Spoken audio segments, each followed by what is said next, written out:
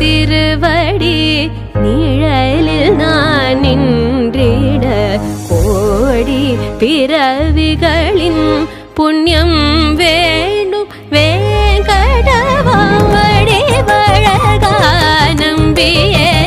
உனையே சரண் புகுந்தே நூறு நொடியும் திருவடி நிழலில் நான் நின்றிட கோடி பிறவிகளின் புண்ணியம்